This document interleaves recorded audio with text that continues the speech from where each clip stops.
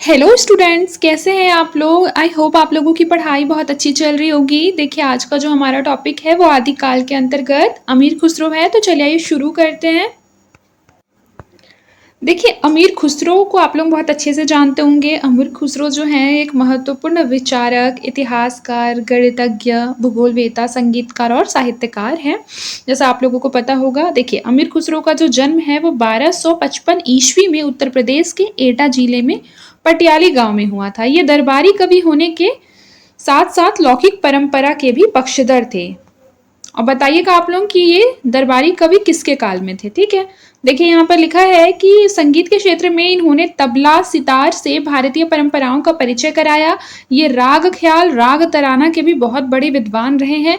इन्होंने जनता के मनोरंजन के लिए पहेलियां लिखी। ये स्वभाव से बहुत विनोदी, विनोदी किसे कहते हैं बताइए, जो बहुत ही हंसमुख प्रवृत्ति का होता है उसे बोलते हैं विनोदी। मिलनसार एवं सहृदय थे। ये आदिकाल के अंतिम चरण के प्रसिद्ध कवि थे। फिर देखिए, आदिकाल में खुसरो ने खड़ी बोली का प्रयोग अपने काव्य में किया। इन्हें खड़ी बोली का प्रथम कवि माना जाता है। याद रखिएगा, अमीर खुसरो को खड़ी बोली का प्रथम कवि माना जाता है। ये क्वेश्चन कई बार पूछा गया है डिफरेंट टाइप ऑफ एग्जाम में। ठीक है, देखिए इसमें लिखा है, इनके द्वारा रचित ग्रंथों की जो संख्या है वो 100 बताई जाती है, जिनमें करीब 20 से 21 ग्रंथ ही उपलब्ध हैं। कुछ प्रसिद्ध रचनाएं हैं जैसे खालिक बारी, उसके पश्चात है पहेलियां, फिर मुकरियां, दो सखूने एवं गजल। साहित्य के क्षेत्र में जिन विधाओं ने इन्हें जन्म दिया उनमें से गीत प्रमुख हैं। उदाहरण के लिए, अम्मा मेरे बाबुल को भेजो री, काहे को बियाहे परदेश सुन बाबुल मोरे। ये वाला आप लोगों ने सुना भी होगा, काहे को बियाहे परदेश सुन बाबुल मोरे, मैं तो हूं तेरे खूटे की गैया, हाकी हुकी जाऊं रे। इस तरीके का है ना, एक बार चेक कर लीजिएगा। देखिए लिखा, अमीर खुसरो अलाउद्दीन के दरबारी कवि थे। यहाँ साफ साफ लिख दिया, जो क्वेश्चन मैंने आप लोगों से पूछा था उस क्वेश्चन का यही आंसर है। अलाउद्दीन खिलजी के दरबारी कवि थे अमीर खुसरो। और एवं निजामुद्दीन औलिया के परम शिष्य थे। यानी कि अमीर खुसरो के गुरु का नाम यदि आता है तो निजामुद्दीन औलिया पर आप लोग टिक करेंगे। और अलाउद्दीन खिलजी अमीर खुसरो की जो मृत्यु है वो 1324 ईस्वी में हुई थी। अमीर खुसरो और उनकी हिंदी के बारे में जान लेते हैं। देखिए लिखा है, अमीर खुसरो और उनकी हिंदी। तो अमीर खुसरो फारसी के प्रधान कवि थे। वे अरबी और तुर्की में भी रचनाएं लिखा करते थे, लेकिन उन्होंने हिंदी में भी अनेक रचनाएं लिखी हैं। सल्तनत कालीन राजभाषा फारसी होने के बावजूद भी अमीर खुसरो ने हिंदी में क्यों रचनाएं लिखी, ये क्वेश्चन भी आपके दिमाग में आता होगा। इस प्रश्न का उत्तर देते हुए उन्होंने ही लिखा है स्वयं कि हिंदी भाषा फारसी से कम नहीं है, सिवाय अरबी के। जिस प्रकार अरबी अपनी बोली में दूसरी भाषा को नहीं मिलने देती, उसी तरह हिंदी में भी मिलावट का स्थान नहीं है। अब देखिए लिखा है कि खुसरो ने यहाँ पर जिस हिंदी की बात कही है वो 13वीं सदी के उत्तरार्ध और 14वीं सदी के आरंभ की है। खुसरो की जो रचनाएं हैं वह तत्कालीन हिंदी भाषा में ही लिखी गई है। याद रखिएगा, स्पष्टतः ये जो रचनाएं हैं वो खड़ी बोली में है। उस समय इसे हिंदुई या हिंदवी कहते थे। आप लोगों ने एक बेसिकली वेबसाइट देखा होगा, चैनल भी है यूट्यूब पे, हिंदवी करके एक चैनल है, वहां पर हिंदी के आप लोगों को काफी अच्छे अच्छे कंटेंट मिल जाएंगे। देखिए, खुसरो के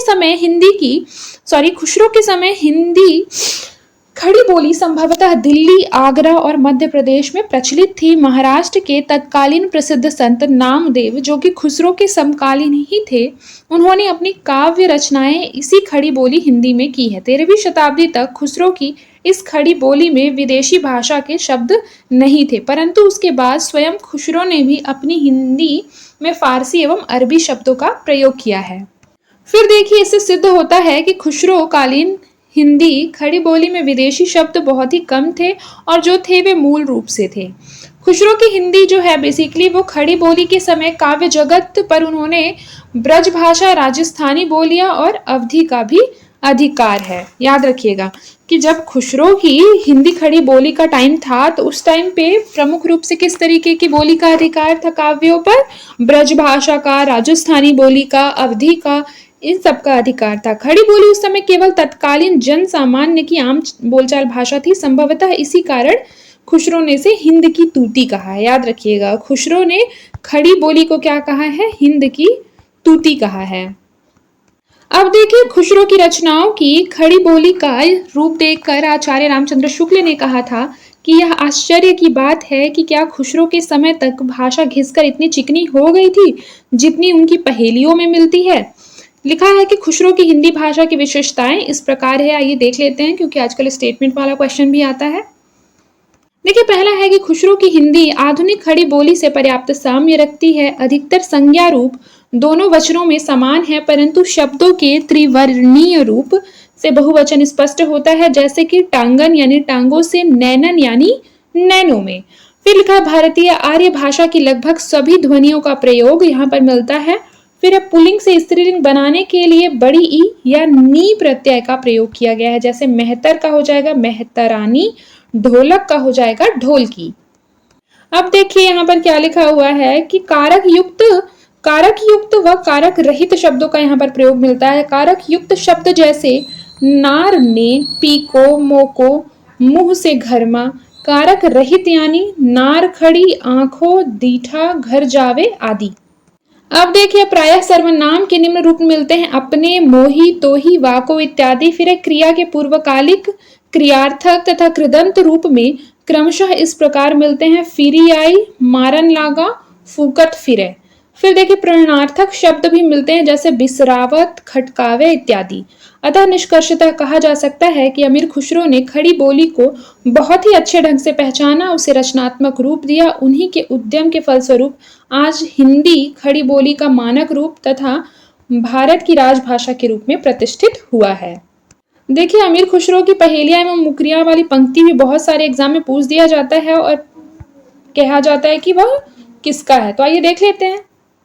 देखिए सबसे पहले लिखा है कि अमीर खुसरो की पहेलियां हिंदी साहित्य में अपना विशिष्ट स्थान रखती हैं। खुसरो ने पहेलियों, मुकरियों, सुखनों, निस्बतों आदि के द्वारा रोचकता, कौतूहल, वैचित्र्य, विनोद की सृष्टि भी की है। रामकुमार वर्मा के अनुसार, यह स्टेटमेंट याद रखिएगा, स्टेटमेंट वाला क्वेश्चन भी आप लोगों ने देखा होगा कि किसी भी विद्वान या साहित्यकार का एक स्टेटमेंट दिया जाता है और कहा जाता है कि उपर्युक्त स्टेटमेंट किसने किसके संदर्भ में कही है या फिर किसने कही है।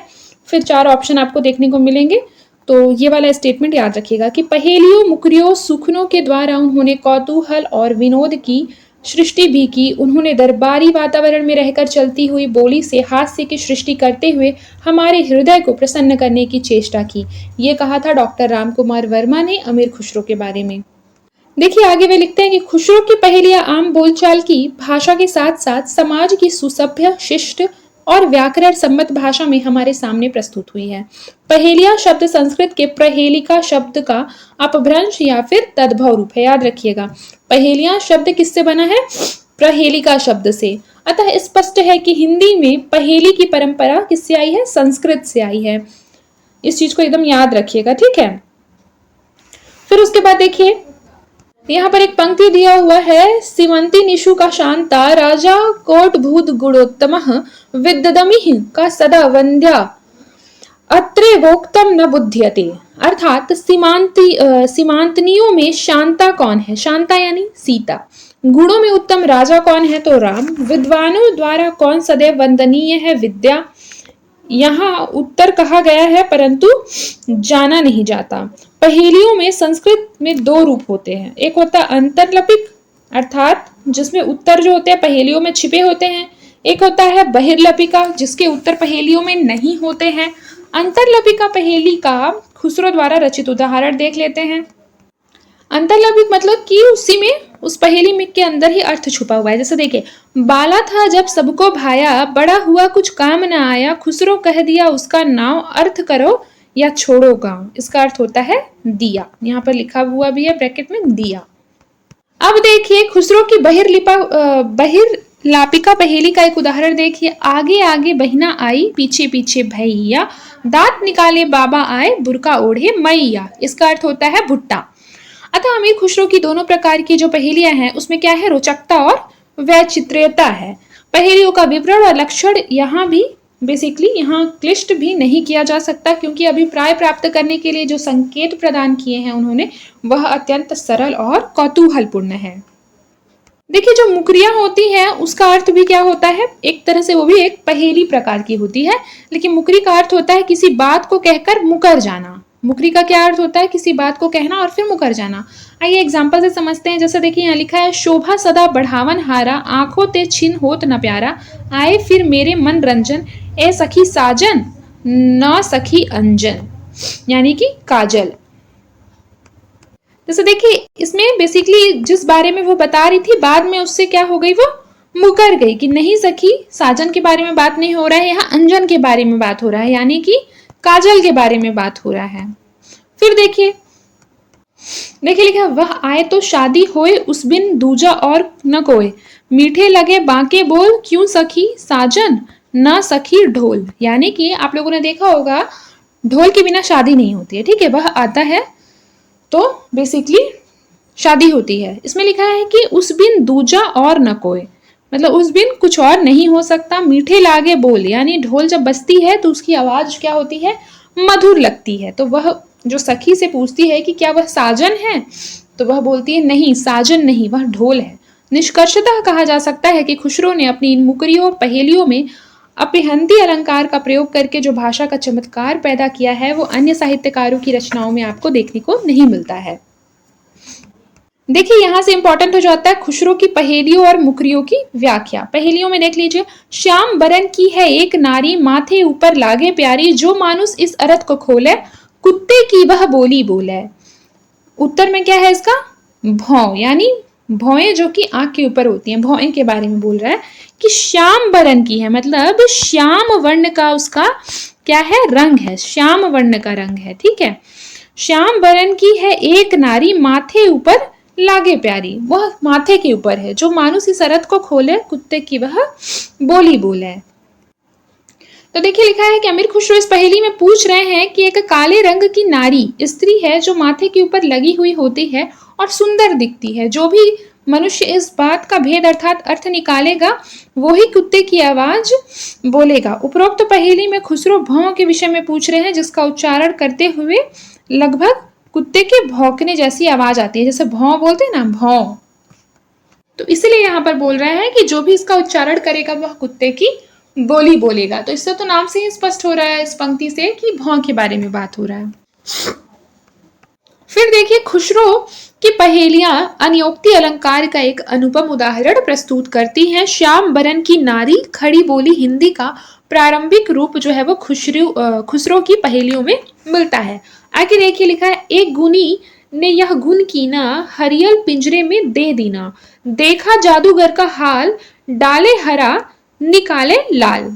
देखिए साफ साफ स्पष्ट हो रहा है कि हम लोग उसको मुंह में हरे हरे डालते हैं और लाल लाल निकलता है। आप लोगों ने कभी किसी को पान खाते हुए देखा होगा, वे लोग पान खा लेते हैं और उसके बाद उनका पूरा मुंह लाल हो जाता है और हर जगह पे बेसिकली थूक देते हैं। ये भी नहीं देखते कि कहाँ पर डस्टबिन है कि नहीं। ये हालांकि उनकी बहुत गंदी आदत है, ऐसा नहीं करना चाहिए। ठीक है, तो ये क्या हो जाएगा, पान हो जाएगा। देखिए इसका अर्थ है, अमीर खुसरो कहते हैं कि एक विद्वान ने एक ऐसा कार्य किया, उसने हरियल पक्षी को पिंजरे में डाल दिया और फिर जादूगर का ऐसा हाल देखा गया कि जादूगर ने चमत्कार पूर्ण पिंजरे में हरे रंग को जो डाला था वह पिंजरे से लाल रंग बनकर निकला है। आप लोगों ने देखा भी होगा, और मतलब ये वाला है तो मैंने आप लोगों को समझा भी दिया, यहाँ पर भी वैसे ही लिखा हुआ है। देखिए उपर्युक्त पहेली का उत्तर पान है, जो कि मुंह जैसे कि पिंजरा यहाँ पर कह रहे हैं में लेने से पहले हरा होता है, चबाने के बाद क्या हो जाता है, लाल हो जाता है। अब देखिए, गोल मटोल और छोटा मोटा, हरदम वह तो जमी पर लोटा, खुसरो कहे नहीं है झूठा, जो ना बूझे अकिल का खोटा। तो मतलब क्या हो जाएगा, ये इसका मतलब होता है लोटा। साफ साफ दिख रहा है, गोल मटोल और छोटा मोटा, हरदम वह तो जमी पर लोटा, वो जमीन पर बेसिकली उसको रखते हैं ना, तो वो जमीन पर लौटने लगता है। खुसरो कहे नहीं है झूठा, जो ना बूझे अकिल का खोटा, और जो नहीं बूझ पाएगा इस बात को, वह क्या होगा, दिमाग से खोटा होगा, अर्थात उसमें बुद्धि क्या होगी, कम होगी। यहाँ पर भी वही अर्थ लिखा होगा। याद रखिएगा यह पहेली जो है अंतरलापिका है, क्योंकि इस पहेली में ही उसका उत्तर है। और याद रखिए अकील जो है, अकील वो एक फारसी शब्द है। इस तरीके का एमसीक्यूज भी आता है, आप लोगों ने पीवाईक्यू देखा होगा तो इसको भी एक बार देख लीजिए। नारी से तू नर भई और श्याम बरन भई सोए, गली गली कूकत फिरे, कोयलो कोयलो लोए। इसका अर्थ होता है कोयल। देखिए लिखा है, खुसरो कहते हैं कि तू नारी के बदले नर लगती है, अर्थात नारी की अपेक्षा तू नर जैसी यानी आदमी जैसी लगती है, तेरा रंग काला है और प्रत्येक गली में कोयलो कोयलो कहकर कूकती फिरती है। यह कवि, यहाँ जो कवि है वो कोयल के विषय में पूछते हुए कह रहे हैं कि वह देखने में तो नर जैसी लगती है, उसका रंग काला है, वह हर गली में कोयलो कोयलो कहकर कूकती है, परंतु वो है क्या? नारी है। फिर देखिए, हाड़ की देही उज्ज रंग, लिपटा रहे नारी के संग, चोरी की ना खून किया, वाका सर क्यों काट लिया। इसका अर्थ क्या होता है? नाखून होता है। जैसे फॉर एग्जाम्पल के लिए यहाँ व्याख्या पढ़ लेते हैं एक बार। देखिए लिखा है, खुसरो कहते हैं कि उज्जवल रंग अर्थात श्वेत रंग तथा कठोर शरीर का होने के साथ साथ यह नारी के शरीर से जुड़ा रहता है। कवि खुसरो आगे कहते हैं कि न तो उसने कोई चोरी की, न ही कोई खून किया, फिर भी उसका सिर क्यों काट दिया गया। यहाँ खुसरो नाखून से संबंधित पहेली पूछते हुए कहते हैं कि वह उज्जवल रंग अर्थात हड्डी जैसी कठोर देह का है, हर समय नारी से लिपटा रहता है, अधिक बड़ा होने पर नाखून को ऊपर से काट लेते हैं। अतः इस बात को अबुझ बनाते हुए खुसरो कहते हैं कि जब इसने कोई चोरी या कत्ल भी नहीं किया तो इसे सिर काटने की सजा क्यों दी गई। देखिए लिखा है, आगे आगे बहिना आई, पीछे पीछे भैया, दांत निकाले बाबा आए, बुरका ओढ़े मैया। ये भुट्टा वाला मैंने आप लोगों को बताया भी है, लेकिन अर्थ इसका स्पष्ट रूप से पढ़ लेते हैं। जैसे कहते हैं अमीर खुसरो कि आगे आगे बहन है और उसके पीछे पीछे भैया, दांत को बाहर निकाले हुए बाबा है और बुड़का ओढ़कर माता जी आई है। बेसिकली यहाँ पर भुट्टो के बारे में कहा गया। भुट्टा याद रखिए, पत्तों के पीछे वह ढका रहता है और उसके बीज बाहर से ही दिखते रहते हैं। फिर देखिए, माटी रोंदो चक धुर्रू फेरू बारंबार, चातुर हो तो जान ले मेरी जात गंवार। इसका उत्तर है कुम्हार। प्रस्तुत पहेली में खुसरो पूछ रहे हैं कि माटी को रौंद कर मैं उसे चाक पर रखता हूं और फिर बार बार घुमाता हूं। यदि तुम चतुर हो तो मेरे बारे में जान जाओगे कि मैं जाति से गंवार हूं अर्थात गांव में रहता हूं। उपर्युक्त पहेली कुम्हार से संबंधित है क्योंकि कुम्हार अपने चाक के द्वारा मिट्टी से बर्तन बनाते हैं। देखिए लिखा, एक नाव तरवर से उतरी। देखिए यहाँ लिखा है कि एक नाव तरवर से उतरी, सर पर वाके पांव, ऐसी नार कुनार को मैना देखन जाऊं। इसका उत्तर हो जाएगा मैना। खुसरो कहते हैं कि एक नारी वृक्ष से उतरी, उसके सिर पर पैर है। यहाँ दो अर्थ लिए जा सकते हैं। सर पर वाके पांव अर्थात वह सिर, पंख और पैर रखती है या उसके सिर पर पैर है। मैना के सिर पर पैर जैसे ही एक आकृति बनी होती है। अगर आप लोगों ने मैना को देखा होगा, मान लीजिए मैना का ये सिर है, तो यहाँ पर बेसिकली पैर जैसे ही एक आकृति बनी होती है। इस तरीके से आकृति रहती है कुछ, ठीक है। खुसरो आगे कहते हैं कि ऐसी नारी जो कुनार है अर्थात गलत स्त्री है, उसे मैं देखने नहीं जाऊंगा। ये क्या हो जाएगा? मैना। अब देखिए यहाँ पर लिखा है, अचरज बंगला एक बनाया, बांस न बल्ला बंधन घने, ऊपर नींव तरे घर छाया, कहे खुसरो घर कैसे बने। उत्तर है इसका बयां पक्षी का घोंसला। जैसे देखिए, खुसरो जो है वो बेसिकली कहते हैं कि एक ऐसा आश्चर्यचकित बंगला बनाया गया है जिसमें बांस बल्लियों का उपयोग नहीं किया गया है, परंतु उसके बंधन फिर भी बहुत मजबूत है। अगर आप लोगों ने कभी पक्षी को घोंसला बनाते हुए देखा होगा बेसिकली, तो आप लोगों ने देखा होगा कि वह कितने प्रेम से और बहुत ही मजबूत घोंसला बनाते हैं, एकदम अच्छे से उसको बांध बांध के बनाते हैं। इसीलिए यहाँ पर लिखा है कि उसके बंधन क्या है? फिर भी मजबूत है। इस घर की नींव ऊपर है और नीचे छायादार घर है। यह सब कौतुक देखते हुए खुसरो भी हैरान है कि यह घर आखिर कैसे बनाया गया है। अब देखिए, चाम मास वाके नहीं नेक, हाड़ मास में वाके छेद, मोही अचंभो आवत ऐसे, वामे जीव बसत है कैसे। इसका अर्थ हो जाएगा पिंजड़ा। खुसरो पिंजड़े को देखते हुए एक पहेली का निर्माण करते हैं और पूछते हैं कि इसमें चमड़ा अर्थात खाल या मांस भी नहीं है, उसकी हड्डियों और मांस में भी छेद है। पिंजड़े के बीच में क्या होता है? छेद होता है। पूरे तरीके से पिंजड़ा बंद नहीं होता, उसमें छोटे छोटे छेद होते हैं। इस तरीके से कुछ होता है उसकी आकृति, ठीक है। तो वही यहाँ लिखा है। यह सब देखते हुए खुसरो कहते हैं कि मुझे इसे देखकर हैरानी होती है कि इसमें जीव जंतु कैसे रहते हैं। प्रस्तुत पहेली आध्यात्मिक पहेली है। आगे वे कहते हैं कि यह एक आध्यात्मिक पहेली है। जिस प्रकार मनुष्य के शरीर को भी पिंजड़ा कहा जाता है और उसमें रहने वाली जीवात्मा को जीव कहा जाता है, उसी तरह लोहे से बने पिंजड़े को देखकर उन्होंने उसकी शरीर रूपी पिंजड़े से तुलना की है। जैसे हमारा शरीर भी क्या है? एक पिंजड़े के समान है जिसमें हमारी आत्मा रहती है। देखिए लिखा है, एक जानवर रंग रंगीला बिना मारे वह रोए, उसके सिर पर 3 तलाके बिन बताए सोए। तो ये क्या हो जाएगा? मोर। खुसरो कहते हैं कि एक ऐसा जानवर है जो कि रंग रंगीला है, यानी रंग बिरंगा है। आप लोगों ने मोर को देखा होगा, काफी रंग बिरंगा होता है, अर्थात रंग बिरंगा है, जो कि बिना मारे ही रोता है। इस पहेली का बेसिकली उत्तर मोर है। देखिएगा आप लोग, मोर की जो आवाज होती है वो इस तरीके से होती है मानो कि वह क्या कर रहा हो, रो रहा हो। आगे खुसरो कहते हैं कि उसके सिर पर 3 तिलोक है, वो खड़ा खड़ा ही सो जाता है। खुसरो द्वारा बताए गए उत्तर का लक्षण जो है वो मोर है। फिर आगे देखिए, 4 अंगुल का पेड़, 1.25 मन का पत्ता, फल लागे अलग अलग, पक जाए इकट्ठा। इसका जो उत्तर हो जाएगा ये हो जाएगा कुम्हार का चाक। जैसे देखिए, खुसरो कुम्हार के चाक को देखते हुए ये अद्भुत पहेली पूछ रहे हैं कि 4 अंगुल के पेड़ पर 1.25 मन का पत्ता लगा हुआ है, जिस पर फल तो अलग अलग लगते हैं लेकिन पक जाने पर वे सभी एक जगह हो जाते हैं। आप लोगों ने देखा होगा, पहले बर्तन तो कच्चा रहता है तो साथ में रख देते हैं, लेकिन फिर उसके बाद क्या होता है, उसे एक भट्टे में पकाया जाता है, बेसिकली मिट्टी के बर्तन को, तब वो पक जाते हैं तो कुम्हार उसे एक साथ रख देते हैं। देखिए लिखा, एक नारी के 2 हैं बालक, दोनों एक ही रंग, एक फिरे एक ठाणा रहे, फिर भी दोनों संग। खुसरो कहते हैं कि एक नारी के 2 बालक है, एक तो चलता रहता है और एक स्थिर रहता है। आप लोगों ने अगर चक्की को देखा होगा तो उसका ऊपर वाला जो पार्ट है वो क्या होता है, चलता रहता है, और जो नीचे वाला होता है वह स्थिर रहता है। फिर भी लेकिन दोनों तो साथ साथ ही रहते हैं। यहाँ खुसरो की इस पहेली का उत्तर क्या है? चक्की है, जिसके 2 पार्ट ऊपर नीचे होते हैं। ऊपर वाला पार्ट चलता रहता है अर्थात घूमता रहता है, नीचे वाला स्थिर रहता है। एक नार कुएं में रहे, वाका नीर खेत में बहे, जो कोई वाके नीर को चाखे, फिर जीवन की आस न राखे। उसका उत्तर क्या हो जाएगा? तलवार हो जाएगा। व्याख्या में लिखा है कि खुसरो ने म्यान में रखी तलवार को देखकर पहेली की रचना की है, और वह कहते हैं कि एक जो नारी है, मतलब तलवार है, वह बेसिकली म्यान में रहती है, कुएं में रहती है, जिसका पानी खेत में बहता है।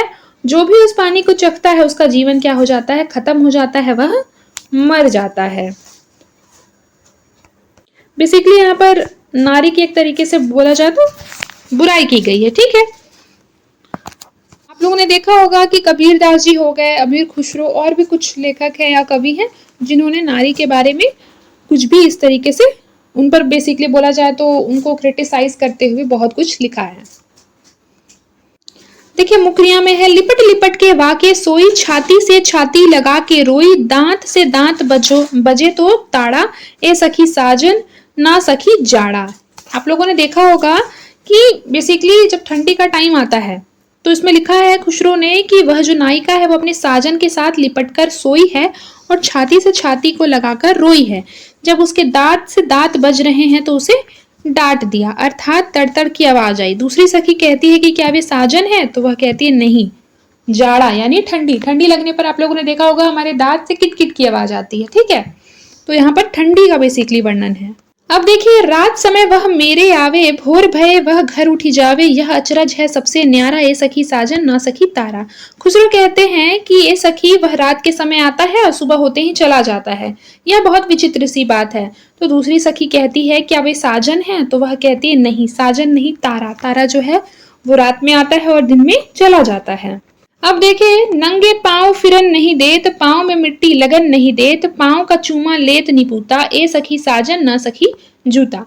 मतलब एक सखी दूसरे सखी से कहती है कि वह तो मुझे नंगे पांव रहने भी नहीं देते, पैरों में मिट्टी तक लगने नहीं देते, मेरे पैरों पर हमेशा चुम्बन लेते रहते हैं। तो दूसरी सखी कहती है क्या वे साजन है? तो वह कहती है नहीं, वह मेरा जूता है। देखिए लिखा है, सगरी रैन मिही संग जागा, भोर भई तब बिछुड़न लागा, उसके बिछुड़त फाटे हिया, ए सखी साजन ना सखी दिया। यानी कि एक सखी दूसरे सखी से कहती है कि सारी रात वह मेरे साथ जागता है, सुबह होने पर मुझसे बिछड़ जाता है, उसके बिछड़ने से मेरा हृदय फटा सा रह जाता है। इस पर दूसरी सखी कहते हैं क्या वे साजन है? तो दूसरी सखी कहती है नहीं, वह साजन नहीं है, दीपक है। दीपक क्या होता है? रात भर उसको जलाते हैं, ठीक है, फिर सुबह होते ही क्या हो जाता है? वह बुझ जाता है, यानी बिछड़ जाता है। देखिए लिखा है, सगरी सगरी रैन छतिया पर राख, रूप रंग सब वाका चाक, भोर भई जब दिया उतार, ए सखी साजन ना सखी हार। व्याख्या है कि ये सखी सारी रात वह मेरी छाती पर रखा रहा, उसके कारण मेरा रूप रंग सब बना रहा, अर्थात उसके जाते ही मेरा रूप रंग भी चला गया। सुबह होते ही मैंने उसे अपने ऊपर से उतार दिया। दूसरी सखी बोली वे साजन है, तो इस पर पहली सखी बोलती है साजन नहीं, वह तो मेरा हार है। देखिए लिखा है ऊंची अटारी पलंग बिछायो, मैं सोई मेरे सिर पर आयो, खुल गई अखियां भई आनंद, ए सखी साजन न सखी चांद। एक सखी दूसरी सखी से बोलती है कि मैंने सारी रात ऊंची अटारी अर्थात छत पर पलंग बिछाया था, मेरे सोते ही वह मेरे सिर पर आ गया और मेरी आंखें खुली तो मेरा मन जो है वो आनंद से भर गया। दूसरी सखी बोली क्या वे साजन है, तो वह बोली नहीं, वह तो चांद है जो कि मेरे सोने पर मेरे सर के पास आ गया था और उसे देखकर मेरा मन क्या हो गया, आनंदित हो गया। देखिए लिखा जब मांगू तब जले भरी लावे, मेरे मन की तपन बुझावे, मन का भारी तन का छोटा, ए सखी साजन न सखी लोटा। जैसा देखिए एक सखी दूसरे सखी से क्या कह रही है कि हे सखी जब भी मैं उनसे जल मांगू तो वह मेरे लिए जल भर के लाता है, मेरे मन की इस आग को शांत कर देता है, लेकिन शरीर से वह छोटा है। इस पर दूसरी सखी बोली वे साजन है, तो पहली सखी बोलती है नहीं वह तो लोटा है। लोटा देखिए छोटा हो या बड़ा हो, बेसिकली वह पानी पीने के काम आता है। तो इसी को यहाँ पर बोला गया है कि बर्तन छोटा है या बड़ा, वह हमें बेसिकली शीतलता प्रदान करता है। वो आवे तो शादी होए, उस बिन दूजा ना कोई, मीठे लागे वो के बोल, ए सखी साजन ना सखी ढोल, ये वाला मैंने आप लोगों को पढ़ाया है। बिन आए सब ही सुख भूले, आए ते अंग अंग सब फूले, सीरी भई लगावत छाती, ये सखी साजन न सखी पाती। हे सखी जब वह नहीं आता है तो सब सुख भूल जाते हैं, अर्थात सब सुख उसके बिना क्या हो जाते हैं, व्यर्थ हो जाते हैं। उसके आते ही अंग फूल जाता है, अर्थात खुशियां छा जाती है। खुश होकर मैं उसे अपनी छाती से लगा देती हूँ। दूसरी सखी बोलती है कि ये सखी वह साजन है, तो पहली सखी बोलती है नहीं वह साजन नहीं, वह तो पाती यानी कि चिट्ठी है। देखिए लिखा है कि सरब सलोना सब गुण नीका, वाबिन सब जग लागे फीका, वाके सर पर होवे कौन, ये सखी साजन न सखी लोन। लोन का मतलब क्या होता है, नमक। देखिए अर्थ में लिखा है कि हे सखी वह देखने में बड़ा सुंदर है, उसमें सभी उत्तम गुण है, उसके बिना सारा संसार भी फीका है, उसके सिर पर कोई नहीं होता, अर्थात उसके बिना सब जग फीका लगता है, लेकिन उसके साथ कोई नहीं होता। दूसरी सखी बोलती है वह साजन है, तो बोलती है नहीं वह साजन नहीं, वह तो नमक है। देखिए लिखा है बखत बखत मोए वाकी आस, रात दिना ऊ रहत मो पास, मेरे मन को सब करत है काम, ए सखी साजन न सखी राम। राम शब्द का फारसी में आज्ञाकारी अर्थ होता है। राम का क्या अर्थ होता है, आज्ञाकारी, इसलिए यहाँ राम से दास या दासी का अर्थ लिया जा सकता है। व्याख्या में क्या है कि एक जो स्त्री है वह अपनी एक सखी से कहती है हे सखी मुझे हर वक्त उसकी ही आस लगी रहती है, वह दिन रात मेरे पास रहता है और मेरे मन माफिक हर काम करता है। इस पर सखी बोलती है सखी वह साजन है, तो स्त्री बोलती है नहीं वह तो राम अर्थात दास है। देखिए लिखा है सेज पड़ी मोरे आंखों आए, डाल सेज मोहे मजा दिखाए, किससे कहूं अब मजा में अपना, ए सखी साजन न सखी सपना। नायिका कहती है अपनी सखी से कि हे सखी जैसे ही मैं सेज पर सोई वह मेरे आंखों के सामने आ गया, मुझे सेज पर डालकर आनंद की सैर कराई, अपने उस आनंद को हे सखी मैं किससे कहूं। इस पर दूसरी सखी ने कहा सखी वे साजन होंगे। नायिका बोली वह साजन नहीं वह तो मेरा सपना है। सपने में हम बेसिकली वह चीजें भी देख लेते हैं जो रियलिटी में हो नहीं सकती है। जैसे आप लोग भी देख लेते होंगे कि आपका यूजीसी नेट में कितना रैंक आ गया है, पूरे ऑल इंडिया में आप लोगों का फर्स्ट रैंक आया है और आप लोगों को जेआरएफ भी मिल गया है, अपना एक बहुत अच्छा ड्रीम कॉलेज मिल गया है, आप लोग बीएचयू से पीएचडी कर रहे हैं। इस तरीके का भी आप सपना देख सकते हैं, पर उसके लिए रियलिटी में क्या करनी होगी, मेहनत करनी होगी। अब देखिए विद्यापति को हम लोग अगली क्लास में पढ़ेंगे। आज के लिए बस इतना ही, मिलते हैं नेक्स्ट क्लास में। तब तक के लिए अपना ख्याल रखें और मन लगाकर पढ़ाई करते रहें।